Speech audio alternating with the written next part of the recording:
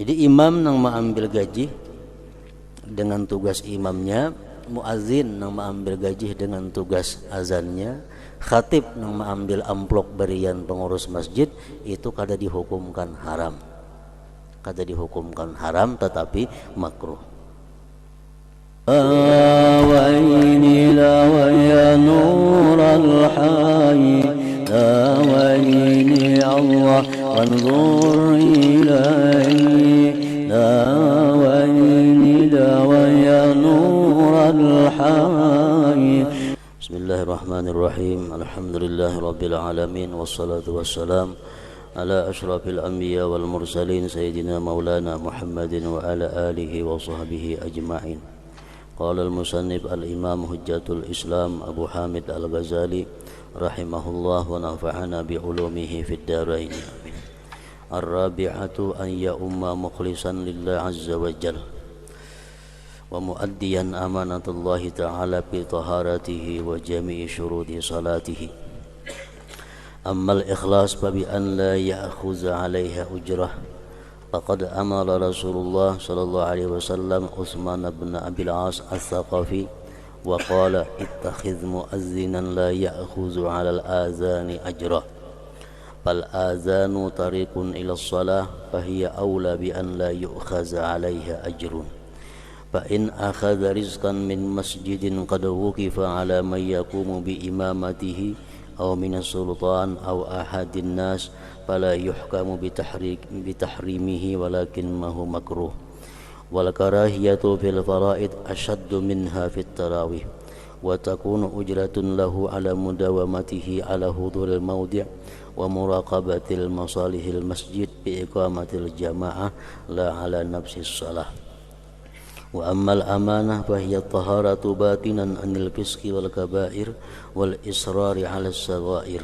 Fal mutarashshihu bil imamah yanbaghi ay yahtariza an zalika bi juhdihi fa innahu kal wafdi wasyafi'i lil qaum fa yanbaghi ay yakuna khairal qaum wa kadat taharatu zahiran anil hadathi wal khubuthi fa innahu la yattali'u alayhi siwa fa in tadhakkara fi asna'i salatihi hadatsan aw kharaja minhu rih fala yanbaghi ay yastahi bal ya'khudhu bi yadi man yaqrubu minhu wa yastakhlifuhu. Faqad tadzakkara Rasulullah sallallahu alaihi wasallam al-janabata fi asna'is shalah fastakhlafa wastaghsala thumma raja'a wa dakhala bis shalah ila akhir. Makna daripada kalam al-Imam Al-Ghazali tersebut adalah yang keempat, tugas-tugas yang mesti dilakukan oleh seorang imam sembahyang. Ia menjadi imam agar ikhlas karena Allah Azza wa Jalla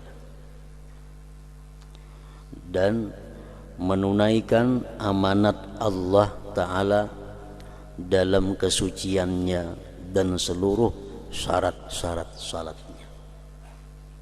Jadi imam artinya mesti ikhlas dan mesti menunaikan segala syarat-syarat sah sembahyang.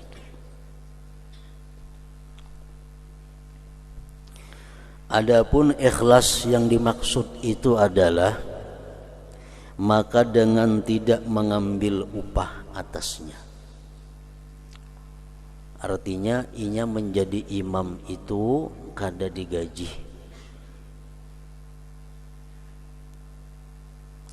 Rasulullah sallallahu alaihi wasallam telah memerintahkan kepada Utsman bin Abil As Ats-Tsaqafi. Ujar Rasulullah kepada Utsman, jadikanlah muazzin yang tidak mengambil upah atas azan itu. Cari muazzin nang hakun kada beupahan. Itu nang diulah jadi muazzin di masjid-masjid. Jadikanlah muazzin yang tidak mengambil upah atas azan itu. Azan adalah jalan kepada salat. Maka salat itu lebih utama untuk tidak diambil upah atasnya. Muazzin saja kada diberiakan Nabi mengambil upah. atas banknya, atas azannya itu. Sedangkan azan itu hanya pengumuman untuk sembahyang, apalagi sembahyangnya. Maka salat itu lebih utama untuk tidak diambil upah atasnya. Apabila seorang muazzin itu melaksanakan tugasnya atau si imam itu melaksanakan tugasnya karena upah itu, maka dengarannya kada ikhlas.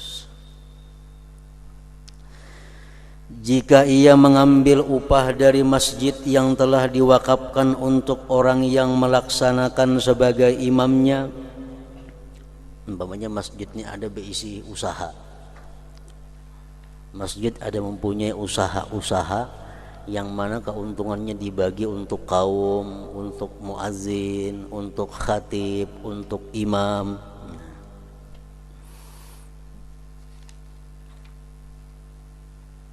Jika ia mengambil upah dari masjid yang telah diwakafkan untuk orang yang melaksanakan sebagai imamnya, atau dari sultan, pemerintah membuat satu kebijakan bahwa imam-imam tetap di masjid itu digaji, diberi honor. Itu ketetapan pemerintah, bukan masjid nang memberi upah, bukan masyarakat betuturuk memberi upah, kada, tapi pemerintah atau perorangan manusia. Ada orang sugih yang menjamin bahwa imam di masjidku itu ku gaji tiap bulan sekian, maka tidak dihukumkan dengan haram. Maka tidak dihukumkan dengan haram, tetapi makruh. Artinya kada sampai derajatnya kepada haram. Jadi imam nang mengambil gaji dengan tugas imamnya, muazzin nang mengambil gaji dengan tugas azannya, khatib nang mengambil amplop berian pengurus masjid, itu kada dihukumkan haram. Kada dihukumkan haram, tetapi makruh. Makruh dalam salat fardu lebih bersangatan daripada makruh pada salat tarawih. Di kampung ada bisi imam tarawih, mencari imam lain, dikontrak sebulan, digaji imam itu makruh juga. Cuma makruhnya kada seberat sembahyang fardu. Makruh lebih inting daripada sembahyang fardu. Kalau sembahyang fardu itu imamnya bagaji, makruhnya lebih berat daripada makruh sembahyang sunat nang bagaji tadi. Makruh dalam salat fardu lebih bersangatan daripada makruh pada salat tarawih. Upahnya itu adalah atas tetapnya menghadiri tempat itu dan mengawasi kemaslahatan masjid dalam menegakkan jamaah, bukan terhadap salat itu sendiri. Upahnya itu upah ungkus ke sana menulaki. Itu yang dimaksud upah makruh tadi. Makruh itu amun upah sembahyangnya diupah, itu ada boleh. Ya kakak-kakaknya sembahyang diupah, hanya mau sembahyang lah. Nah, jadi upah itu kada sampai kepada haram, tetapi makruh itu upah untuk biaya menghadiri ke tempat itu, biaya mengawasi kemaslahatan jamaah di masjid itu. Nah, itu yang diupah, bukan terhadap salat itu sendiri. Amun sembahyangnya kada boleh diupah. Nah, jadi imam sembahyang mesti ikhlas. Artinya melaksanakan tugas imamnya, jangan memandang kepada upah atau honor. Adapun amanah, imam mesti amanah orangnya. Maksudnya amanah itu adalah kesucian batin dari fasik, dosa-dosa besar, dan terus menerus atas dosa kecil. Jadi kalau kita ditugaskan orang menjadi imam, kita mesti menjaga diri, jangan sampai kita tergolong orang fasik. Itu amanah. Jangan sampai kita melakukan dosa besar atau mengekali dosa kecil. Karena kalau kita fasik, kita jadi imam, kasihan orang yang di belakang. Kita ngarannya khianat terhadap mereka, menculasi lawan mereka. Kan hukum mengatakan bahwa makruh kita mengikut imam yang fasik. Makruh sembahyang mengikut imam bila imamnya itu orangnya fasik. Fasik itu artinya adalah melakukan satu dosa besar yang dia belum tobat, atau sering kali melakukan dosa kecil tanpa diiringi tobat.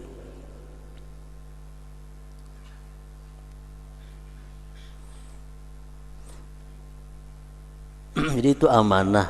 Orang kada tahu hati kita kayak apa. Orang kada tahu banyak kelakuan kita yang sebenarnya kayak apa. Lihat zahir kita baik, lihat zahir orangnya adil, tapi nyatanya kita di belakang kada tahu masyarakat kita melakukan dosa-dosa besar.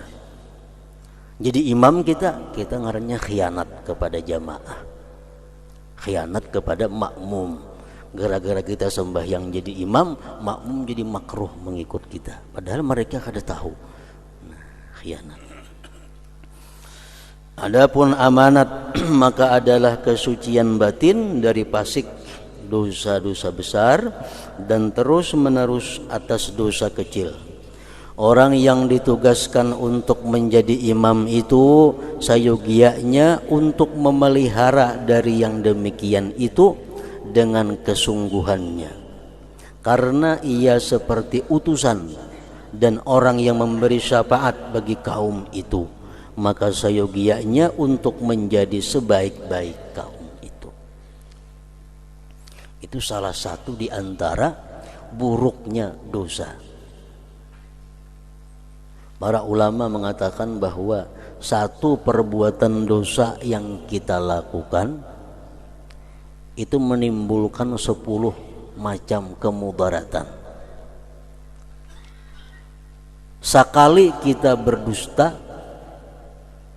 dengan tidak ada alasan yang benar, sekali kita berdusta dengan tidak ada uzur, maka satu kali dusta itu menyebabkan 10 mudarat bagi diri kita. Umpamanya dusta maksiatnya, sekali kita menggibah orang kita dapat 10 mudarat, 10 keaiban, 10 cacat pada diri kita. Asrul uyub lidan bil wahid, 10 dosa, 10 aib untuk satu dosa. Mereka mengatakan bahwa yang pertama, kalau kita melakukan satu dosa, umpamanya kita menggunjing orang,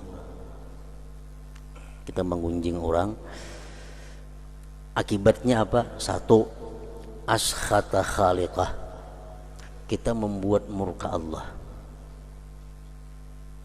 membuat Allah kada katuju lawan kita. Nang dulunya Allah sayang lawan kita, dulunya Allah cinta lawan kita, tapi karena kita menggunjing orang, akibatnya Allah murka. Askhata khaliqah. Satu, itu akibat dosa.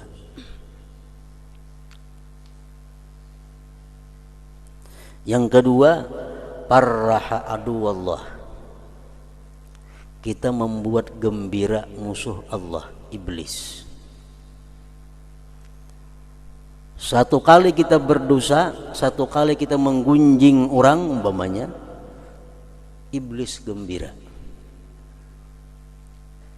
musuh Allah senang.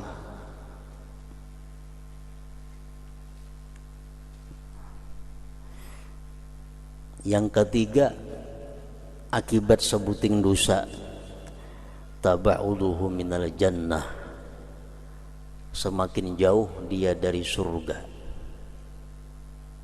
Asalnya surga lawan kita sakilan, gara-gara kita berbuat satu dosa jadi sadapa, berjauh kita daripada surga.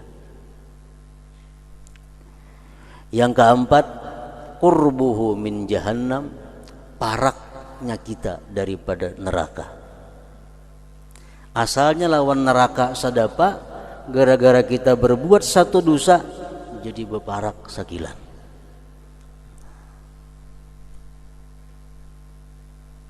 Yang kelima, satu perbuatan dosa itu menyebabkan kasalul ibadah, malas ibadah.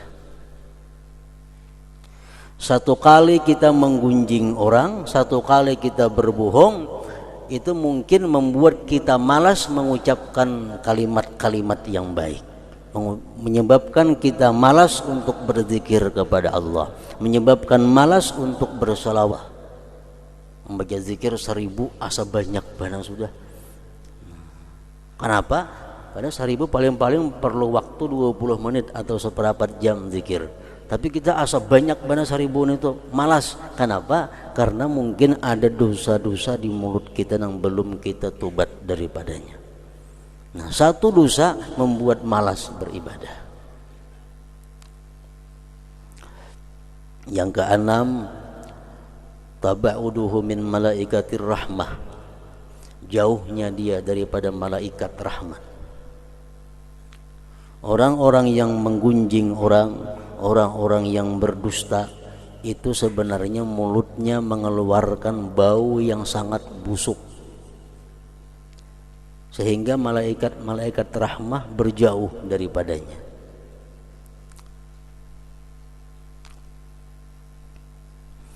Yang kedelapan, tahzinun Nabi sallallahu alaihi wasallam, membuat sedih Nabi sallallahu alaihi wasallam.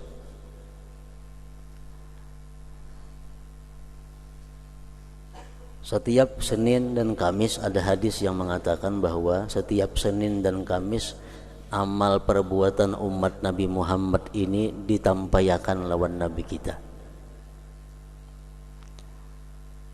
Setiap Senayan dan Kamis amal-amal perbuatan kita diperlihatkan kepada Nabi. Nah, wahai Muhammad, amal tingkah laku perbuatan umat engkau.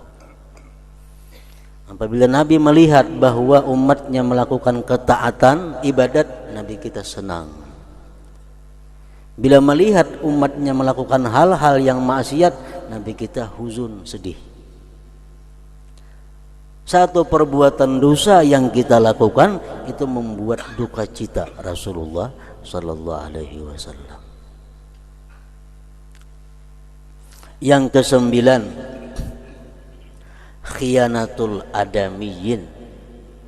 Perbuatan dosa itu adalah kita berkhianat kepada manusia. Yang tadi maksudnya kita jadi imam, orang kada tahu apa kelakuan kita sebenarnya.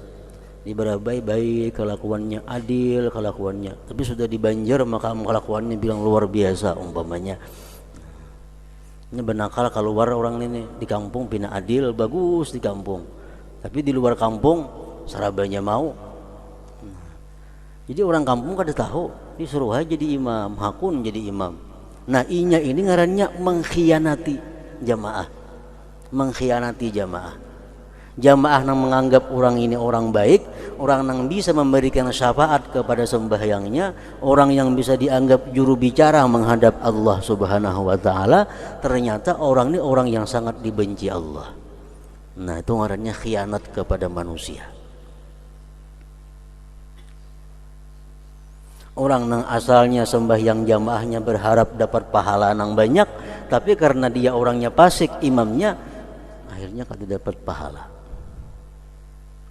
Kan menculasi orang ngarannya khianat. Contohnya sembahyang berjamaah, saksi pernikahan. Saksi pernikahan orangnya mesti adil. Orangnya mesti adil, itu syaratnya. Kalau orangnya kada adil, saksinya kada sah nikahnya. Nah, orang ini di kampung adil, setahu masyarakat orang ini adil, padahal di belakang kelakuannya fasik. Disuruh ini jadi saksi, hakun jadi saksi.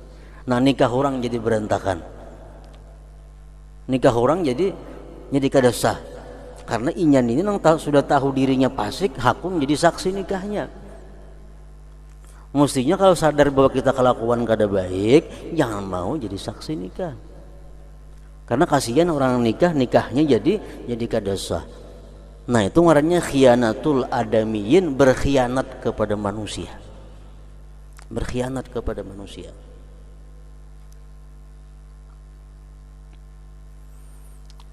Yang ke-10, khianatu jami'il khalaik.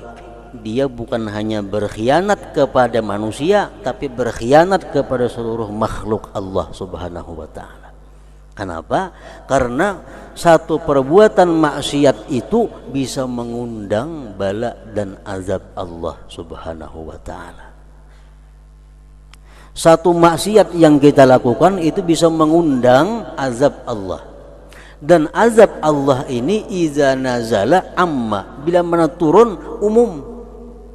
Inya karena orang yang baik-baik pun umpat kana gara-gara inya. Nah, jadi ngarannya perbuatan maksiat itu pelakunya ini berkhianat juga kepada seluruh makhluk-makhluk Allah. Karena bala itu ayam orang jadi matian, kambing orang jadi matian. Karena bala itu manusia jadi sengsara. Padahal gara-gara inya nang melakukan perbuatan dosa.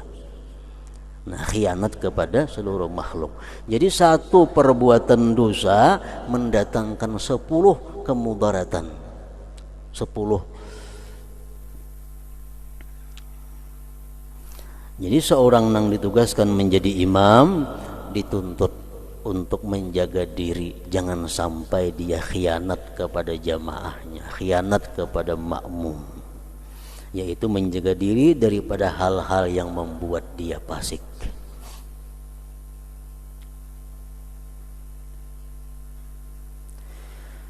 Demikian juga suci zahirnya dari hadas dan kotoran, karena hal itu tidak diketahui oleh selain dirinya. Imam tuh kada berwudu, tahulah kita. Kada tahu.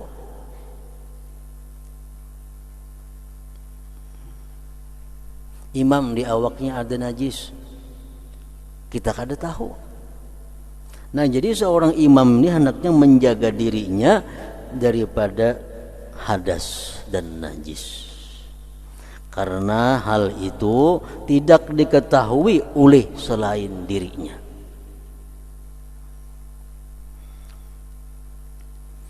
Nah, jadi apabila imam ini mempunyai najis di dalam awaknya,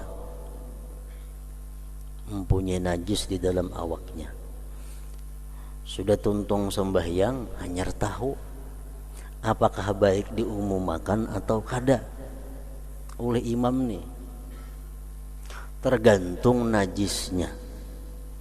Bila najis itu najis yang zahir, najis yang nampak kelihatan, artinya amun jamaah tuh memperhatikan aja kepada imam, kelihatan najis itu. Nah, baik diumumkan bahasaan sembahyang. Contohnya si imam terjejak tahi cacak. Menurut satu pendapat ulama, tahi cacak itu kada maaf. Nah, kada maaf artinya kada sah sembahyang ada tahi cacak di awak. Si imam sembahyang di batis ada tahi cacak.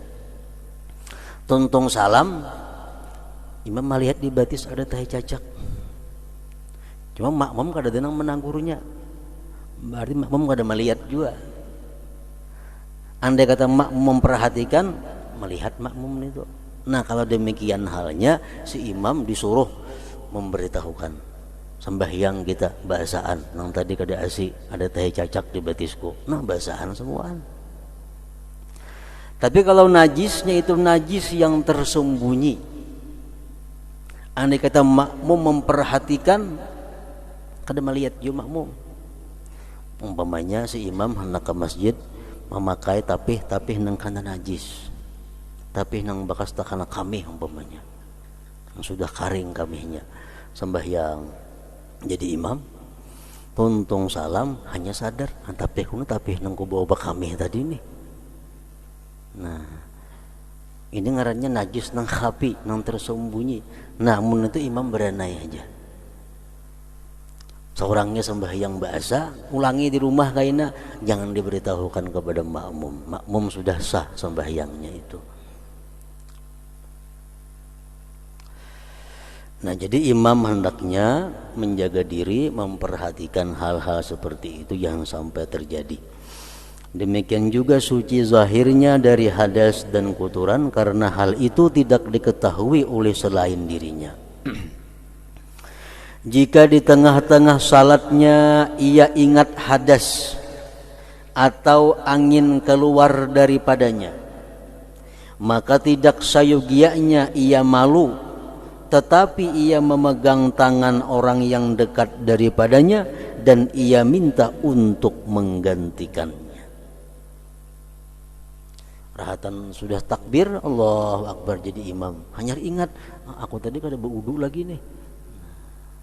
Imam nih ingat pada tadi kada berwudu. Atau batal rakan sembahyang, imam jangan malu-malu beampih. Beampih sembahyang tarik nang di muka suruh mengganti jadi imam. Dilihat coba nang ditarik nih orangnya nang bisa mengganti, jangan sembarang tarik. Tarik nang anggaran bisa mengganti jadi imam.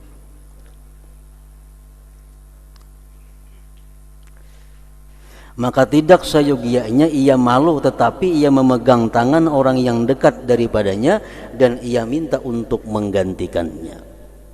Najis kayak itu juga para tentang sembahyang ingat, nah tapi nang benajis tadi nah nunggu pakai sembahyang batal.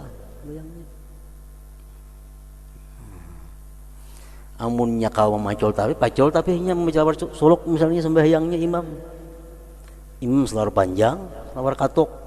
Betape ingat nah tapi najis nih pacol tapi bakatok lagi sembahyang jadi imam ada apa-apa itu.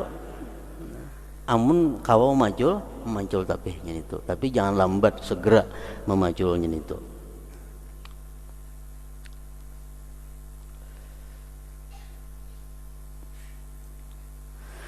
Rasulullah sallallahu alaihi wasallam ingat janabah di tengah-tengah salat. Lalu beliau mengangkat penggantinya, beliau mandi kemudian kembali dan masuk ke dalam salat. Nabi kita pernah mempraktikkan itu, mengajarkan kepada umatnya bagaimana andai kata orang yang di tengah-tengah sembahyang ingat bahwa dia masih dalam hadas.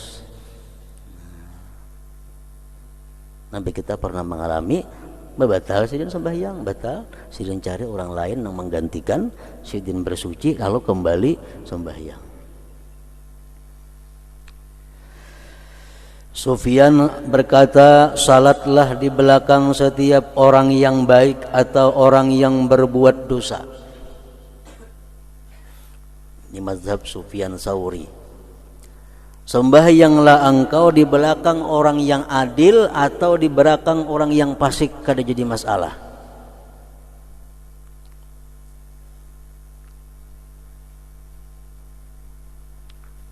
Salatlah di belakang setiap orang yang baik atau orang yang berbuat dosa. Artinya sembahyang fardu nang penting berjamaah, imamnya adil kah fasik kah kada jadi masalah. Ini pendapat Sufyan Ats-Tsauri.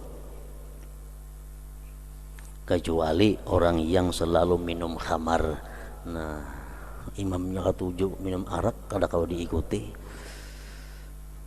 atau orang yang terang-terangan berbuat fasik, nah, sidin tu ketujuh terang-terangan berbuat dosa kada kau diikut, atau orang yang durhaka kepada dua orang tuanya kada kau diikut, atau pelaku bid'ah, pelaku ajaran-ajaran yang sesat, atau hamba sahaya yang melarikan diri daripada tuannya. Nah, kecuali itu jangan diikut kalau menjadi imam. Kalau fasik-fasik yang lain, ujar Sufyan Tsauri, ikuti. Nah, di dalam mazhab Syafi'i, Sufyan Tsauri ini mazhab tersendiri, beliau imam mazhab juga. Mazhab yang kelima Sufyan Tsauri. Ada mazhab Hanafi, mazhab Maliki, mazhab Syafi'i, mazhab Hambali, mazhab Sufyan Ats-Tsauri. Dalam Ihya Ulumuddinnya ada 5 mazhab itu disebutkan. Nah, kalau mazhab Syafi'i ada terbagi 2 kelompok ulama pendapat. Kalau imam itu fasik kayak apa? Ada pendapat yang mengatakan lebih baik sembahyang mengikut orang fasik daripada sembahyang fardu saurangan.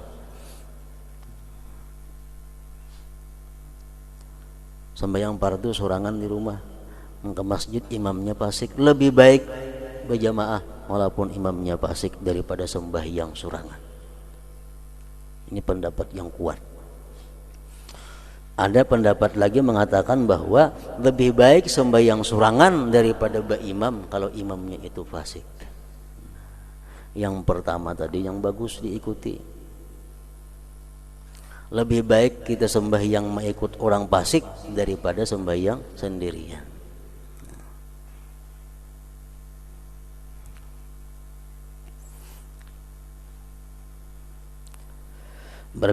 Sufyan berkata, salatlah di belakang setiap orang yang baik atau orang yang berbuat dosa, selain orang yang selalu meminum khamar, atau orang yang terang-terangan berbuat fasik, atau orang yang durhaka kepada 2 orang tuanya, atau pelaku bid'ah, atau hamba sahaya yang melarikan diri.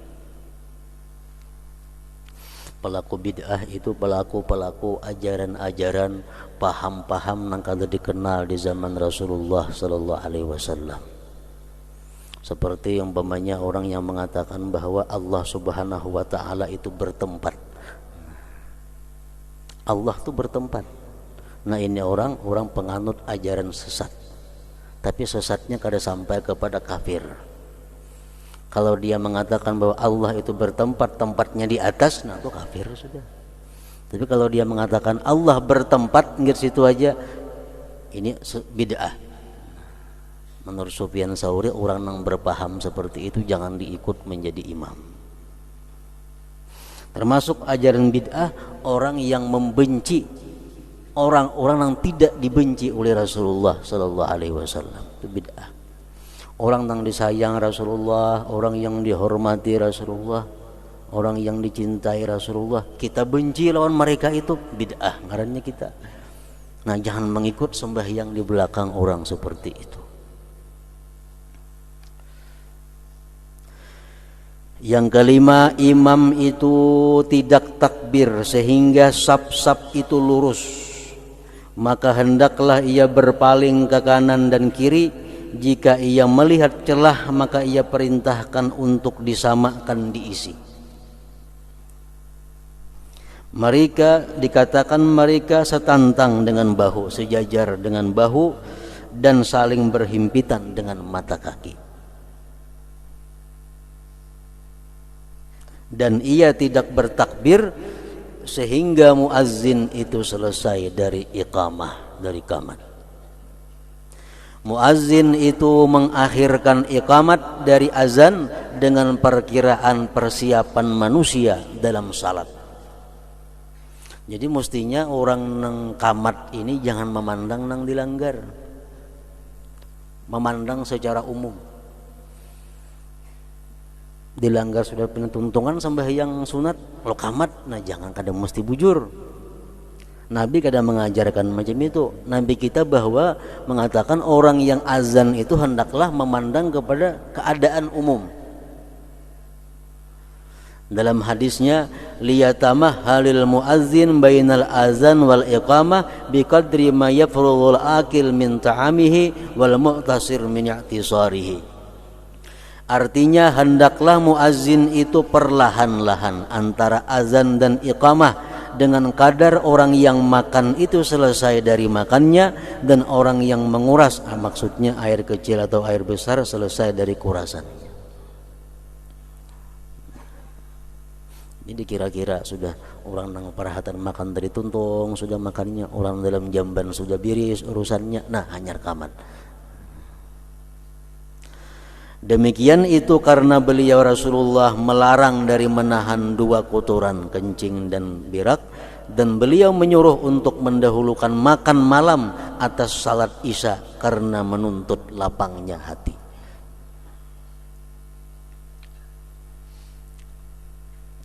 Yang keenam, tugas imam adalah ia mengeraskan suaranya dengan takbiratul ihram dan seluruh takbir-takbir yang lain. Dan makmum tidak mengeraskan suaranya kecuali sekadar apa yang mendengarkan kepada dirinya. Makmum cukup segan seorang mendengar. Imam mesti nyaring takbiratul ihram, takbir intiqal dan lain-lainnya. Dan imam berniat menjadi imam agar ia memperoleh keutamaan. Imam supaya dapat pahala jamaah nang 27 mesti berniat menjadi imam. Jika si imam tidak berniat, maka salatnya sah dan salat kaum apabila mereka berniat makmum dan mereka memperoleh keutamaan makmum, sedangkan imam tidak memperoleh keutamaan imam. Imam pamannya kada berniat jadi imam. Usalli pada zuhur, Allahu Akbar. Imam kada berniat jadi imam, sedangkan nang di belakang orang berniat jadi makmum inya. Nah, makmum nang di belakang sempurna dapat 27. Imam kada dapat, kenapa? Karena inya kada berniat jadi imam.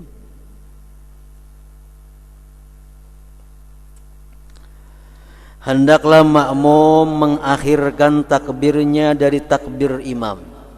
Kada sah takbiratul ihram baimbai makmum lawan imam. Jadi takbiratul ihram itu mesti bar dulu imam, hanyar makmum Allah. Nah, kada boleh beriringan apalagi berdahulu. Jadi makmum mesti mengakhirkan takbirnya dari takbir imam. Nah, kecuali dalam keadaan tertentu itu dibolehkan makmum berdahulu takbir daripada imam. Contohnya si imam Allahu Akbar, makmum di belakang Allahu Akbar aja. Lalu si imamnya ragu-ragu, niat ko tadi pas kada, niat tadi pas kada ampun kone, imamnya ragu-ragu. Nah, imam disuruh takbir biasa, begimit aja sampai di belakang jangan tahu. Allah bahasa teman. Nah, itu sah sembahyangnya. Jangan benyarin kena batal semuaan di belakang. Supaya seorang aja mendengar. Nah, itu macam itu. Jadi ada takbir ihram nang berdahulu makmum daripada imam ya macam itu.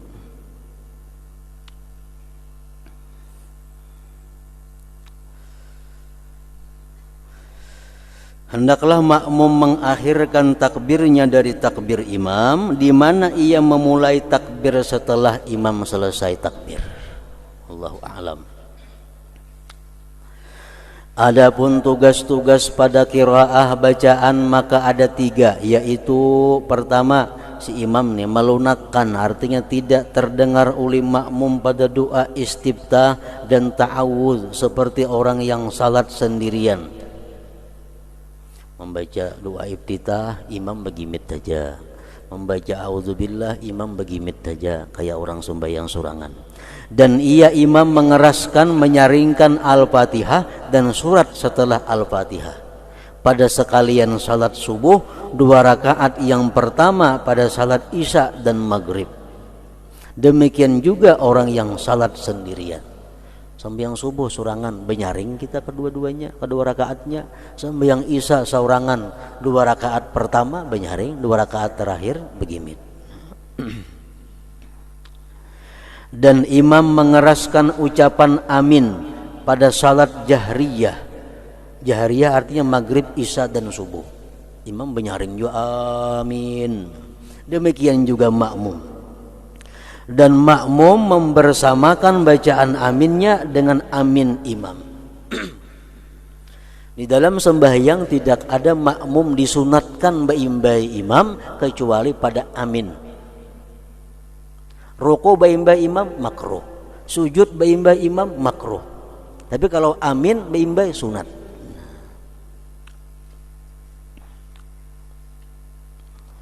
Dan imam mengeraskan ucapan amin pada salat jahriyah, maghrib, isya dan subuh. Demikian juga makmum. dan makmum membersamakan bacaan aminnya dengan amin imam, bukan mengiringinya. Artinya bukan imam berdahulu amin, hanya makmum amin juga berdudi, kada mau, mesti baimbai aminnya itu. Dan imam disunatkan mengeraskan bacaan bismillahirrahmanirrahim. Mazhab Syafi'i jam itu. A'udzubillahi minasyaitonirrajim bagimit. Bismillah benyaring, Fatihah benyaring juga dalam sembahyang yang benyaring. Sedangkan hadis padanya itu berlawanan. Hadis ada yang mengatakan bismillah itu begimit saja. Jadi a'udzubillahi minasyaitonirrajim, bismillahirrahmanirrahim, alhamdulillahirabbil alamin. Nah, alhamdulillahnya benyaring. Itu ada hadis macam itu. Ada juga hadis yang mengatakan benyaring kedua-duanya, mulai bismillah benyaring sampai seterusnya. Dan Al-Imam Syafi'i radhiyallahu anhu memilih pengerasan basmalah itu. Mazhab kita memilih bismillahnya benyaring juga sampai Fatihahnya. Yang kedua, tugas bacaan imam adalah imam dalam berdirinya mempunyai 3 kali diam. Demikianlah meriwayatkan Samurah ibnu Jundubin dan Imran ibn al-Husain dari Rasulullah sallallahu alaihi wasallam. 3 kali diam dalam berdiri. Yang pertama adalah setelah ia bertakbir, dan ini yang terpanjang diamnya. Sekira-kira orang yang di belakangnya makmum itu membaca Fatihatul Kitab, dan itu adalah waktu imam membaca doa iftitah.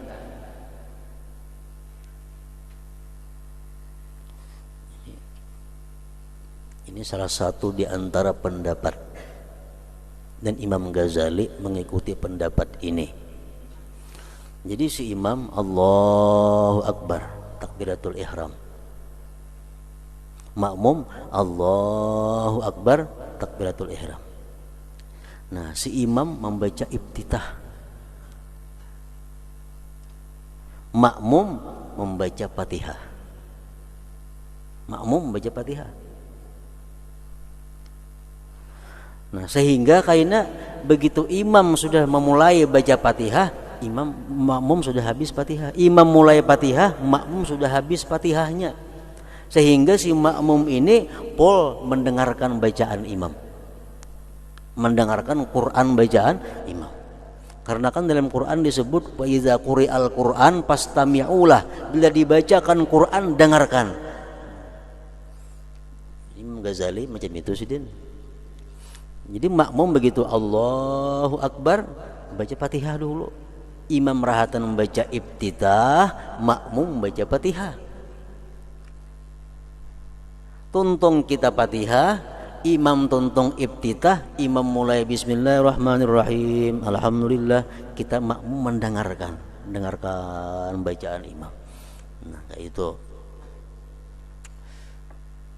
Ada juga pendapat ulama yang mutaakhirin pendapatnya bahwa imam takbiratul ihram, makmum takbiratul ihram sama-sama membaca iftitah. Sama-sama membaca iftitah. Tuntung baca iftitah, imam baca Fatihah. Imam baca Fatihah, makmum mendengarkan. Tuntung si imam baca Fatihah, imam disuruh beranai. Jangan langsung baca surah.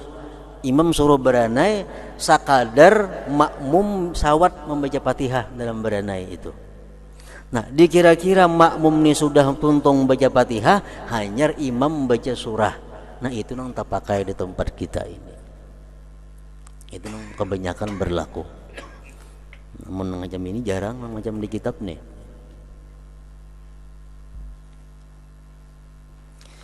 Sesungguhnya jika ia tidak diam, keluputan akan mereka makmum daripada mendengarkan bacaan imam. Maka atas imam sesuatu yang kurang dari salat mereka. Dan jika mereka tidak membaca Fatihah di dalam waktu diamnya imam dan mereka sibuk dengan selainnya, maka itu tanggungan mereka, bukan imam. Artinya kalau imam ini kada berdiam-diaman langsung aja, sehingga makmum kada ada kesempatan untuk mendengar bacaan imam. Imam berbacaan, makmum berbacaan juga. Karena imam kada memakai diam, terus saja langsung berbacaan. Ini ngarannya imam menzalim kepada makmum. Kenapa? Kada memberi kesempatan untuk mendengar bacaan Quran imam. Imam nang salah. Tapi kalau imam sudah beranai, makmum kada menggunakan waktu beranai itu untuk membaca Fatihah, salah makmum. Makmum nang salah ngarannya. Nah, diam imam, Allahu Akbar, takbiratul ihram, imam diam. Maksudnya diam bukan beranai, imam baca dua iftitah, makmum baca Fatihah. Ini menurut Imam Ghazali macam itu. Sehingga imam tuntung membaca iftitah, makmum tuntung membaca Fatihah, hanya imam mulai Fatihah, sehingga makmum bisa mendengarkan Fatihahnya imam. Diam yang kedua adalah apabila si imam selesai dari Fatihah, agar orang yang membaca Al-Fatihah pada diam yang pertama itu menyempurnakan Fatihahnya. Diam ini seperti separuh diam yang pertama. Diam nang kedua imam kada terlalu lawas. Diam nang kedua sesudah membaca Fatihah, waladhdallin, amin, imam berdiam, jangan langsung baca surah. Diam ini untuk apa? Untuk memberikan kesempatan kepada makmum-makmum nang tadi kada tuntung bacaan Fatihahnya, di sini menuntungkan Fatihah. Ini diamnya kada terlalu lawas, separuh lagi daripada lawas nang pertama tadi. Nah, jadi menurut Imam Ghazali cara sembahyang ini adalah Allahu Akbar, kita jadi imam baca iftitah, rakaat pertama nih baca iftitah, makmum baca Fatihah. Misalnya makmum baca Fatihah hanya ingat Maliki Yaumiddin, jar makmum. Imam sudah Bismillahirrahmanirrahim, Alhamdulillahirabbil alamin. Makmum diam. Stop ingat Maliki Yaumiddin. Nang rakaat sidin baca Fatihah. Tuntung kena amin, imam diam. Makmum nuntungakan Fatihahnya menyambung tadi. Nah, kayak itu menurut Imam Ghazali ini. Diam yang ketiga adalah apabila ia selesai dari surat sebelum rukuk. Lakum dinukum waliyadin. Berdiam dulu imam satu mat. Dan ini adalah yang paling ringan, sebentar diamnya. Diam sekedar apa yang memisahkan bacaan dari takbir. Karena sungguh dilarang dari menyambung padanya. Lakum dinukum waliyadin, Allahu Akbar. Nah, itu dilarang itu. Ini lakum dinukum waliyadin. Memandak sanapas barang dulu, hanya Allahu Akbar ruku. Dan makmum di belakang imam tidak membaca selain Fatihah. Selain Fatihah. Jika imam tidak diam, Fatihah jangan dibaca, maka makmum membaca Fatihah Alkitab, Fatihah, dan yang taksir kurang adalah imam. Jika makmum tidak mendengar pada salat jahriyah karena jauhnya atau di dalam salat sirriyah zuhur dan asar, maka tidak mengapa membaca surah. Sembahyang zuhur misalnya, makmum sudah waladhdallin, imam belum juga lagi ruku. Makmum waladhdallin sudah, imam belum ruku. Beranaiga makmum membaca surah kah? Baik membaca surah. Seapa ta'ulihi bila imam ruku. Itu untuk rakaat yang pertama dan kedua. Ketiga keempat kada usah lagi itu. Karena kada disuruh bersurah rakaat keempat ketiga itu, yang disuruh bersurah ini rakaat pertama dan kedua.